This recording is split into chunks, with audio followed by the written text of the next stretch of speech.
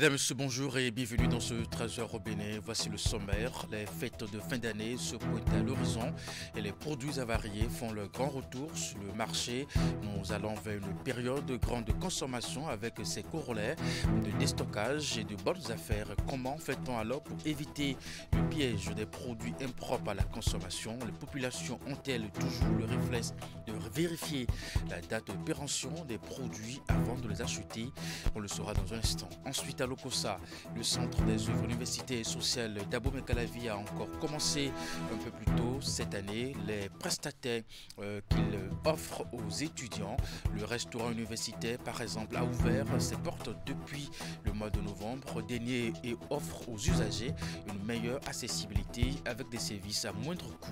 Et puis enfin, à partir du 1er janvier 2025, plus aucun appel téléphonique au Bénin ne sera possible sans le basculement à la numérotation à des chiffres, profitant de la période transitoire comprise entre le 30 novembre et le 31 décembre 2024. Une délégation de la Voix des consommateurs de Bénin Conso et Droits de l'Homme et de ACEP au Bénin effectue depuis quelques jours une campagne de sensibilisation à l'endroit des consommateurs du Septentrion.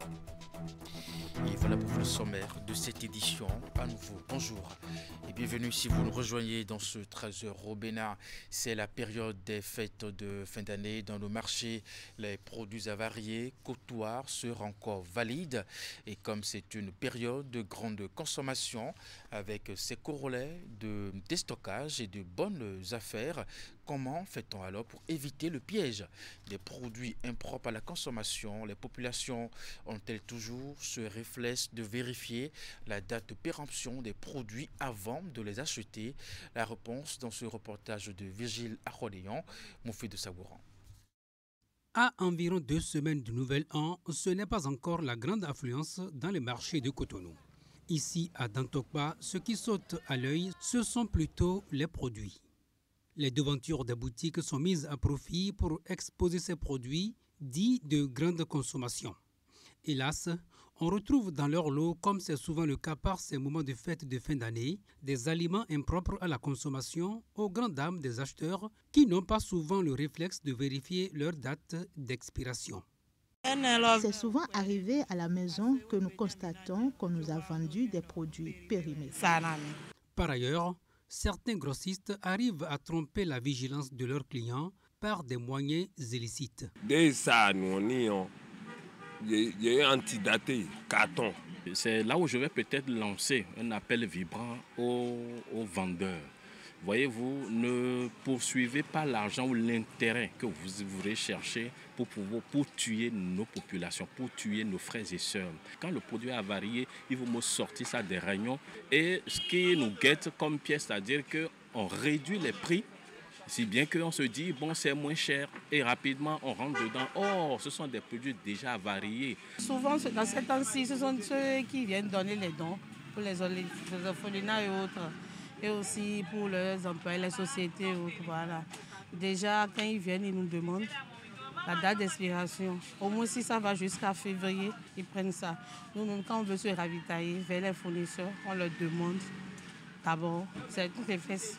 La date d'expiration. Maintenant, ici déjà, nous avons des produits qui sont en train d'expirer déjà en décembre. Les clients ne veulent plus acheter. Pour le directeur général par intérim de la Société béninoise de sécurité sanitaire des aliments, les populations doivent, en dehors des dates de péremption, mettre un accent particulier sur les conserves dont les boîtes sont cabossées, rouillées ou bombées. Une boîte cabossée, par exemple, ça veut dire qu'il y a des micro-organismes qui sont en train de se développer déjà à l'intérieur du produit. J'invite vraiment les opérateurs du secteur agricole, c'est-à-dire les producteurs, les transformateurs et les distributeurs, à vraiment s'abstenir de mettre sur le marché des produits impropres à la consommation. Parce que n'importe quel opérateur qui se serait rendu coupable d'un tel acte va subir les rigueurs de la loi. Quant aux consommateurs, ils sont invités à accroître leur vigilance dans cette période des fêtes de fin d'année. Et bien voilà, c'est aussi une période qui rime avec d'autres infractions. Coup de filet des éléments de la douane béninoise. Un individu a été appréhendé avec une importante somme d'argent. Le week-end écoulé, une opération menée par le bureau de surveillance du territoire douanier sur instruction de la hiérarchie. Les images avec Esther Tofa.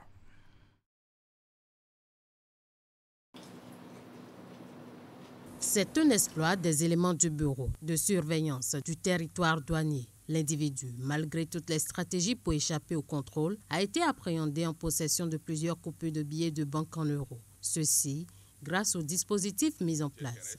Nous avons renforcé le contrôle au niveau des frontières terrestres. Arrivé au niveau de la frontière, l'individu a laissé tomber son moyen de transport et a pris un taxi, un transport en commun, pensant qu'avec ça, on ne pouvait pas le prendre.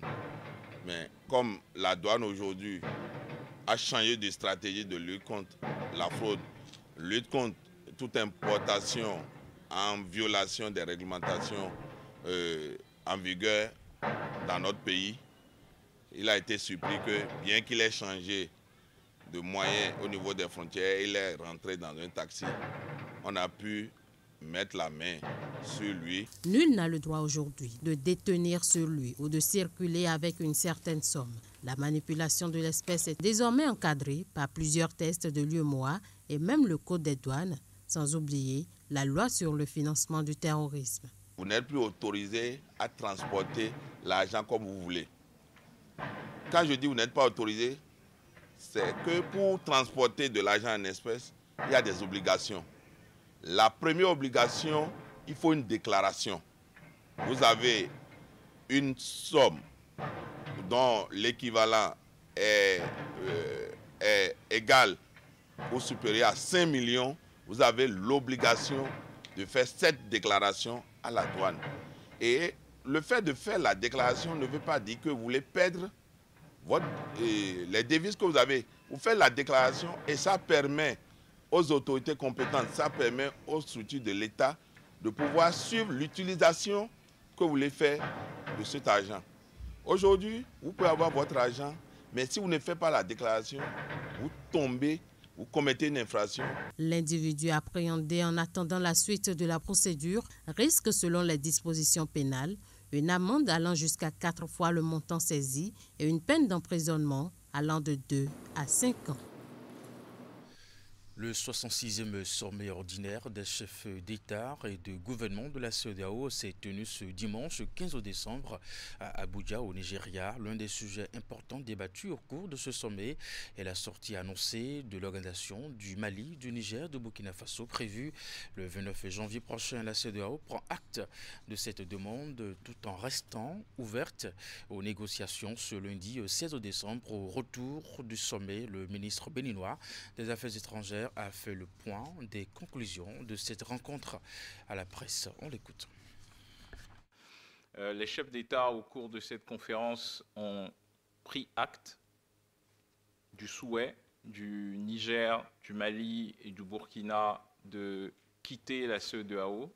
Et donc, en prenant acte, puisque cette demande a été formulée le 28 juin 2023, et que les textes de la CEDEAO demandaient à ce qu'il y ait une période de 12 mois au cours de laquelle, avant qu'on ne prenne acte réellement de la décision de départ, nous arrivons en fait au terme de ces 12 mois. Donc la conférence des chefs d'État a pris acte de cette décision et a décidé que nous entrions dans une période de 6 mois au cours de laquelle nous allons engager les discussions pour organiser le mieux possible ce départ. Et bien entendu, à laisser la porte ouverte pour que si, dans cette période de 6 mois, nos pays frères du Mali, du Niger et du Burkina Faso décidaient de revenir au sein de l'organisation sous-régionale, qu'elles puissent pouvoir le faire. La réalité, c'est que la CEDEAO a été construite sur des relations séculaires qui existent entre nos peuples. Il n'y a pas... La CEDEAO est née en 1975, mais avant 1975, il y avait déjà des échanges entre nos différents peuples, entre nos différentes populations. Et donc, les chefs d'État ont à cœur de s'assurer que ce départ, qui est un départ, une décision souveraine de nos 3 pays frères, n'impacte pas ou impacte le moins possible les populations. Et donc c'est la raison pour laquelle nous avons cette période de 6 mois au cours de laquelle nous allons devoir nous atteler à organiser de la meilleure manière possible pour impacter le moins possible les populations. Qu'est-ce qui se passera après ? Vous avez dû suivre également le fait que les chefs d'État ont demandé à ce qu'il y ait très rapidement, donc courant 2e trimestre de l'année 2025, une réunion du Conseil des ministres pour acter des modalités concrètes et pratiques de départ de ces 3 pays si jamais ils décidaient de ne pas revenir. La position du Bénin, elle est simple, et celle que le Bénin va défendre, c'est de tout faire pour préserver les populations, pour préserver les liens séculaires qui existent entre nos peuples. Et donc, trouver les voies et moyens pour que, pour les populations du Niger, du Mali et du Burkina, il n'y ait pas de changement. Et pour les populations, nous espérons aussi du Bénin, il n'y ait pas de changement par rapport à ce qui se passe aujourd'hui, qui se passait lorsque ces 3 pays faisaient partie de la CEDEAO. Donc nous ferons tout pour préserver les intérêts des populations. Je vous l'annonçais en titre à l'OCOSA, le centre des œuvres universitaires et sociales d'Abomey-Calavi a encore commencé un peu plus tôt cette année. Les prestations qu'il offre aux étudiants, le restaurant universitaire par exemple a ouvert ses portes depuis le mois de novembre dernier et offre aux usagers une meilleure accessibilité avec des services à moindre coût. C'est du moins le constat fait par nos collègues de l'antenne régionale Monokoufou. Reportage. Le grand rôle de la cantine universitaire de l'OCOSA, un peu après les cours de la matinée, ce mercredi 11 décembre 2024. La déventure des étalages de mets grouille de monde et cette ambiance est quasi quotidienne depuis le mois de novembre dernier. Les prestations que nous offrons commencent assez tôt, surtout dans les centres reculés. Et depuis que la rentrée a commencé, le cours avec toute sa direction, on fait tout ce qu'il fallait pour qu'on commence le plus tôt possible. On a commencé depuis le mois de novembre. Un peu moins de 2 mois donc après la rentrée académique ici, ce qui, selon les membres de l'administration, est habituel depuis quelques années. Dans le contenu, une flexibilité notée dans l'accès à ces prestations. Avec 150 francs CFA, on peut calmer l'estomac ici. Bon, c'est agréable pour un étudiant qui n'a pas assez de moyens. Ça facilite un peu les choses. Ça nous aide à faire des économies, quoi. À ne pas dépenser trop. Avec 50, tu vas manger. C'est bon. Selon moi, ça nous permet de réduire les dépenses pour nous qui n'avons pas l'argent. L'enthousiasme constaté dans le rang des étudiants ici peut donc se justifier plus loin. Le rapport qualité-prix est aussi évoqué avec lucidité. Les mets préparés ici sont délicieux et les prix nous avantagent beaucoup par rapport à ce qu'on prenne au dehors. Seulement, il y a parmi ces futurs cadres du pays des experts en gastronomie qui décèlent des points à améliorer. Si ce qu'on peut reprocher, c'est juste que s'il y aura beaucoup plus d'ingrédients, un peu plus assaisonnés, ce serait bien. Plus d'ingrédients et d'assaisonnement pour des mets servis ici. Mais déjà, les efforts déployés par le Centre des œuvres universitaires et sociales d'Abomey-Calavi sont perceptibles en termes de variété de ces mets. Nous sommes tributaires malheureusement de la loi du marché, de la disponibilité de certaines denrées. Ça fait qu'on peut être amené à modifier, peut-être même à la dernière minute, certains menus, qu'ils acceptent volontiers et qu'ils nous accompagnent. Des efforts globalement salués par tous les usagers ou presque de cette cantine universitaire qui accueille des étudiants de l'ANSET et de l'INSTI, 2 établissements de l'Université nationale des sciences, technologies, ingénierie et mathématiques. Et puis à l'université d'Abomey-Calavi, au titre de l'année académique 2024-2025, les étudiants ont eu droit au premier repas dans les restaurants universitaires. Le lancement de la restauration a été suivi d'une descente d'une équipe du Centre des œuvres sociales dans les résidences universitaires pour vérifier l'observance des règles de conduite liées à l'hébergement. Reportage. Les rangs reprennent droit de cité au restaurant universitaire. Les agents renouent avec le service, les étudiants, eux, s'empressent de s'en procurer. Le niébé est au menu du déjeuner ici, dans le plus grand restaurant de l'université d'Abomey-Calavi. Dans les deux autres, c'est le riz qui est servi aux étudiants en ce jour de réouverture. Le directeur des œuvres universitaires se place pour constater l'effectivité de la reprise. Il prend langue avec les étudiants pour expliquer les raisons du léger retard de démarrage de ce service cette année. On a vu que les étudiants étaient vraiment contents. Les mets sont très bien servis et il y avait la propriété autour. Donc c'est à notre satisfaction. Le service qui a repris beaucoup plus tôt que de coutume attend donc cette année l'hébergement. Léopold Gaoumende et son équipe étaient dans les résidences universitaires. À cette descente démarrée dans la résidence BID-A est attaché le but de vérifier le respect du règlement intérieur par les étudiants résidents. On a vu que votre cabine est propre, cadrez tout vos cabines propres. Pour pouvoir mieux encadrer la vie en résidence et au niveau des restaurants, on a essayé d'élaborer un règlement intérieur. Donc il y a un règlement qui encadre la restauration, un règlement qui encadre également la résidence. Et on a constaté maintenant que ce règlement est bien appliqué. Donc c'est ça qui explique la propriété et c'est ça qui explique les meilleures conditions de vie des étudiants dans les résidences. Les universitaires ont démarré sur tous les centres universitaires. Donc au-delà du campus d'Abomey-Calavi, vous allez voir le campus de l'Okosa, le campus d'Abomey, le NS de Porto-Novo, c'est-à-dire le centre universitaire de Porto-Novo, Nigeps et autres. La descente s'est poursuivie dans les résidences PIP et autres.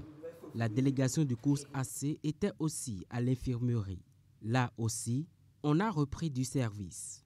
Les étudiants y viennent déjà pour leurs soins.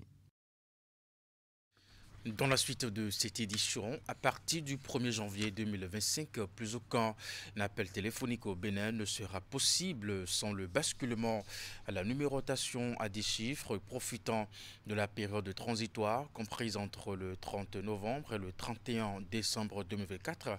Une délégation de la Voix des consommateurs de Bénin Conso et Droits de l'Homme et de l'ARCEP Bénin effectue depuis quelques jours donc une campagne de sensibilisation à l'endroit des consommateurs du Septentrion, histoire de les amener à respecter les dispositions pratiques et techniques pour la mise à jour de leur répertoire téléphonique avant la date butoir. Le samedi dernier, la délégation était avec les consommateurs de Natitengu au centre pastoral Okio de la ville d'Alassane Aruna pour les détails. Désormais, chaque numéro aura 10 chiffres. Donc, ce petit changement-là, comment est-ce que nous allons gérer? C'est tout l'enjeu de cette séance d'information et de sensibilisation sur la migration vers le plan de numérotation à 10 chiffres qui a mobilisé à Natitengu, leader d'opinion, association de jeunes et femmes de la localité, autour de cette délégation de l'autorité de régulation des communications électroniques et de la poste ARCEP Bénin, élargie aux associations de défense des droits des consommateurs, dont la Voix des consommateurs Bénin, Conso et Droits de l'Homme, et l'Association des consommateurs du Septentrion. Désormais, vos numéros ne seront plus ce qu'ils étaient avant. Ils auront 0,1 avant les 8 chiffres que vous aviez. Pour ceux qui ont des numéros fixes aussi, ce sera la même chose. Mais il y a des numéros que vous connaissez, mais que vous n'utilisez pas souvent comme ça. On les appelle les numéros courts. Les numéros courts, c'est un peu comme les numéros de la police. Quand vous avez une situation, vous avez besoin de solliciter la police, vous appelez ce numéro-là, le 166. Ces numéros-là, qu'on appelle numéros courts, eux, ils ne vont pas changer. Mais tous les numéros que vous avez dans vos portables, vous devez les changer 01 avant le numéro. Sinon, nous avons une période du 30 novembre au 31 décembre qui est une période pendant laquelle l'État a dit qu'il faut qu'il y ait les deux numéros de 8 chiffres et les 10 chiffres simultanément. Mais à partir de fin décembre, si nous rentrons dans janvier, plus personne ne pourra utiliser un numéro sans le 01. Et pour la mise à jour des répertoires téléphoniques, l'ARCEP Bénin a mis en place des applications déjà disponibles dans les stores. Au lieu de continuer par faire une tâche fatidique qui consistera à ajouter chaque fois 01 devant les numéros à 8 chiffres, l'ARCEP Bénin a mis en place une application dénommée Convenum, qui est déjà déposée sur les stores iOS pour les téléphones iPhone, pour les téléphones Android également. C'est déposé sur Play Store. Et cette application vous permet au téléchargement de pouvoir l'installer et procéder ensuite à la conversion. Passé toutes ces explications liminaires et dans une démarche inclusive, parole a été donnée aux participants qui ont relevé quelques zones d'ombre dans ce processus et à l'arrivée, des clarifications ont été apportées à chaque préoccupation. Conscient de la mission qui doit être désormais la leur au thème des échanges, chaque participant, tout en saluant l'initiative, prend l'engagement solennel de partager les informations reçues ici avec ceux qui n'ont pu prendre part à cette campagne. On parle santé à présent. De nouvelles ambulances neuves sont acquises par le gouvernement au profit des zones sanitaires avec pour objectif de régler les problèmes en cas de référence et de contre-référence. Les véhicules ont été dispatchés dans tous les départements, dans les collines. 12 de ces ambulances ont été remises aux autorités territoriales et celles en charge de la santé dans la région. Voici les images. 12 nouvelles ambulances offertes au département des collines par l'exécutif. Les véhicules viennent renforcer le parc automobile des diverses zones sanitaires de la région. Les problèmes de référence et de contre-référence pour sauver des vies sont ainsi résorbés. Auparavant, chaque zone sanitaire dispose de 2 ambulances. Mais lorsque ces ambulances sont sollicitées pour des références sur le CHD, Zou, ou bien Parakou, ou bien sur le CNHU, nous recevons de nouveaux appels pour des urgences obstétricales pour lesquelles nous n'arrivons pas à répondre favorablement. Donc les ambulances qui sont mises à notre disposition aujourd'hui sont venues à point nommé pour régler les problèmes de référence, contre-référence et nous permettre de sauver les vies, notamment les femmes enceintes, les femmes en travail d'accouchement, les accouchés, les nouveau-nés et toute autre situation d'urgence, notamment les cas de traumatisme. Ces véhicules ambulance que nous venons de recevoir pourra permettre, faciliter la mobilité, faciliter le transfert des patients pour les évacuations. Je puis dire c'est ça le social. Ces ambulances remises officiellement ici aux autorités territoriales et celles en charge de la santé dans le département vont servir dans les centres médicalisés et hôpitaux de zone. La clé de répartition est déjà connue et certifié par le ministre de la Santé. Une répartition vraiment équilibrée à raison de 2 ambulances par commune, surtout au niveau des centres médicalisés. Je crois qu'on ne peut que saluer cela. Et donc je voudrais demander au DDS et tout le personnel qui l'accompagne pour qu'un usage judicieux soit fait. Pour le suivi et une utilisation judicieuse de ces ambulances, les médecins coordonnateurs et autres acteurs concernés sont appelés à mettre en place un outil adéquat d'entretien rigoureux. Et pour finir cette édition, nouvelle adhésion au sein du parti politique Bloc républicain. Dr Isidore Onwedo tourne dos à l'Union progressiste Le Renouveau pour désormais militer au sein du parti Bloc républicain. La déclaration a été faite à Zanyanando à la faveur d'un grand meeting qui a connu la présence de plusieurs leaders de ce parti politique suivant. Un nouvel adhérent au Bloc républicain. Venu avec d'autres compagnons, le désormais cavalier Isidore Onwedo place son arrivée dans le parti sous le signe de l'unité dans la diversité face aux enjeux de développement de la région Agonyi et de la commune de Zanyanando en particulier. Exemplaire militant des premières heures de l'Union progressiste Le Renouveau, il décide de continuer l'aventure politique au sein du parti du Cheval Blanc Cabré. Cher docteur Isidore Onwedo, vous avez sans doute compris que c'est ici, au sein de cette grande famille engagée pour le progrès, que réside la force du changement et l'espoir d'un avenir meilleur. Cette adhésion est d'abord une réponse aux nombreuses sollicitations des populations de Zanyana-Do. C'est aussi la preuve de son engagement à toujours accompagner Patrice Talon dans sa mission de révéler le Bénin. Le BR est une force de transformation incarnant la volonté de changer la société pour redonner espoir aux délaissés, au dire d'Isidore Nwédo.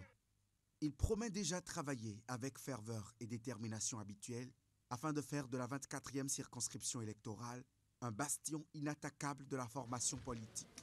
Aujourd'hui, c'est avec une grande fierté et un profond sentiment de responsabilité que je me tiens devant vous pour annoncer la décision de rejoindre le bloc républicain. Chère population de Zanyana-Do, je dis donc officiellement prêt pour votre sollicitation à partir de ce samedi. Les communes de Kové, de Zobodomé, qui ne sont pas encore du bloc républicain, vont devenir des communes du bloc républicain. Enchantés par ce ralliement, de nombreuses personnalités saluent la décision du nouveau cavalier.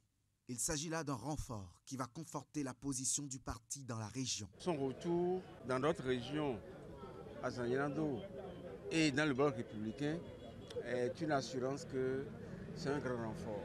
Je voudrais souhaiter à notre frère Isidore Nwédo la bienvenue au bloc républicain. Vous arrivez à un moment où nous procédons à l'actualisation de nos structures. Vous allez nous aider à accomplir cette tâche. Dès aujourd'hui, vous devenez notre camarade. Vous n'aurez plus une autre appellation parmi nous. Isidore Nwédo, désormais aux côtés de Janvier Yawedéou, Hervé Khéchomen et autres leaders du bloc républicain dans la région Agoni. Voilà qui vient donner une nouvelle configuration politique à ce milieu où l'on vise la suprématie du parti dans toutes les communes de la 24e circonscription législative. Mesdames et messieurs, c'est la fin de cette édition. Merci de l'avoir suivi, de votre fidélité à nos programmes. Retrouvez à 16h votre bulletin d'information, 19h30, la grande édition de la soirée. Portez-vous bien et à très bientôt.